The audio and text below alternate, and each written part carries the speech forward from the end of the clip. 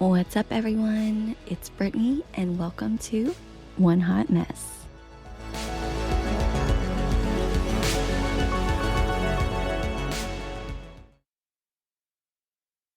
Hi, everyone. So, yes, today's going to be a rather short episode, but we are just going to be talking about mental health and mental health diagnosis and dealing with that and how to get the resources you need and just a little bit of information on that. So, I hope you guys enjoy. So, today we're going to be talking about the challenge and the power of accepting your mental health diagnosis. So, the first thing is explore what acceptance means to you, ideally with the support of a mental health professional. And connecting with a therapist specializing in treating your condition. That's a solid first step. They'll examine your feelings about your diagnosis and work with you to develop more helpful perspectives. And Lauren Mizik, PhD, a clinical psychologist and author of Acceptance of Mental Illness, recommends looking for providers who are recovery oriented, meaning that they are focused on supporting you to live well with mental illness, not just highlighting what mental illness takes away from you. And it's also a good idea to look for someone with a collaborative approach, meaning they'll work with you to craft a treatment plan you feel good about. Okay, so also get to know your diagnosis and be an active participant in your treatment. So, to accept the treatments that are going to be recommended to you, you have to believe that there's an illness. You have to know what kind of illness you have, why it's diagnosed, and the course that the illness can take over time if you do not get treatment.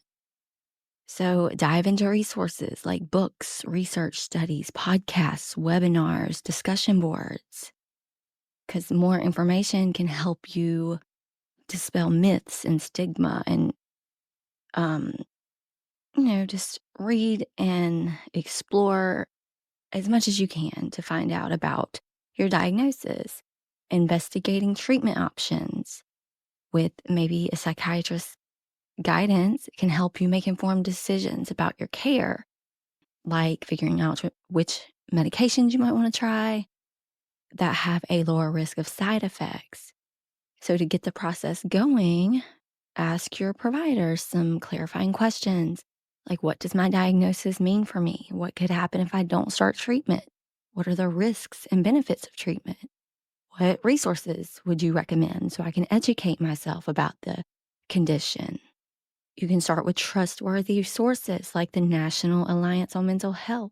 On mental illness, the National Institute of Mental Health, and the Depression and Bipolar Alliance. It's also a good time to think about your support system. An important part of the acceptance process is acknowledging that you need support from other people. So, what do your loved ones need to know about your triggers, warning signs, coping strategies, and obstacles to using them? And you need to mourn what you've lost. Part of accepting your diagnosis may involve grieving the loss of who you saw yourself as before that mental health problem and just reimagining who you can be in the face of this challenge. So, so the mourning process isn't simple or linear. It can take time to ride the wave of shock, denial, anger, and sadness. So give yourself permission to feel all the feelings, and maybe you can journal through your mixed feelings and gradually point out to yourself that there are so many benefits to having a stable mood, instead of maybe spiraling at the simplest things. And the best thing you can do is just move forward with what you know. Also, connect with people who deeply get what you're going through because you may feel very alone. You may not know anyone else who has your mental illness. So you start looking for others who are trying to navigate the same thing and connect with an online support group so you can hear similar versions of your story reflected back to you. Peer support groups, they offer a unique blend of empathy, shared experiences, and collective wisdom. This solidarity is instrumental in normalizing your feelings and experiences, reducing isolation, and fostering a sense of belonging.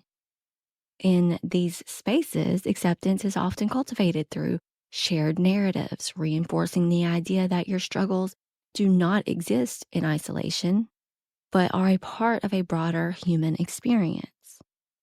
And you can find these connections in so many places. Reddit has many pages dedicated to specific mental health conditions.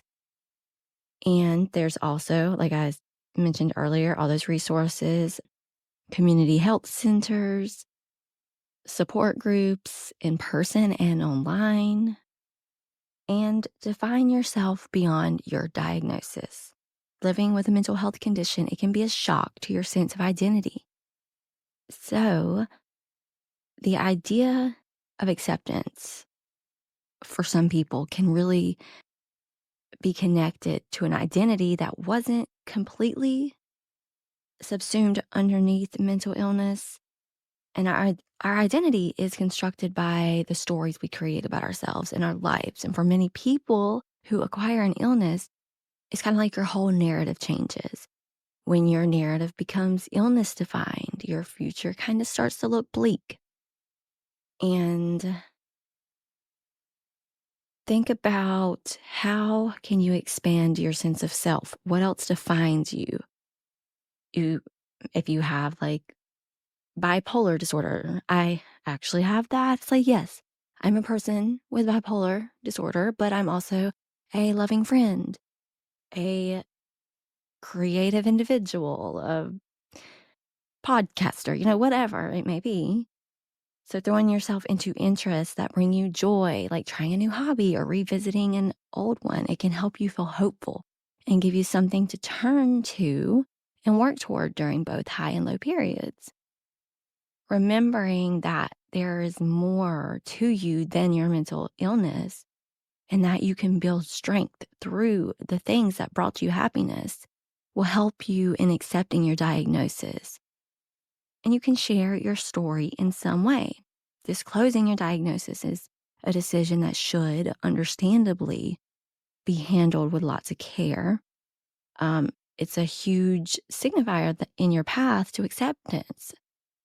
And like so many others living with mental health conditions, you may have to deal with internalized stigma.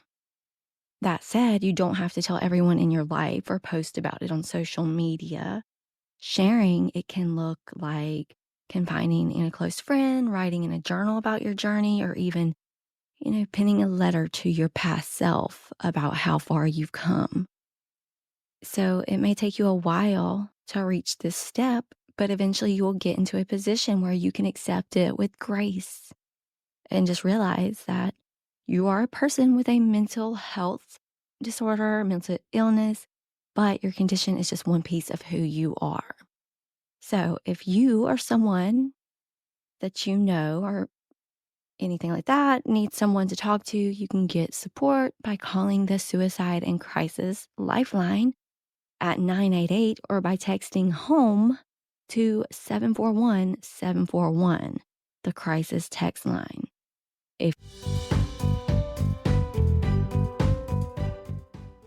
All right, guys, that's it for today. Thank you so much for listening. Please make sure to hit that follow button and share one hot mess with a friend. And I will talk to you guys next time. Have an amazing day.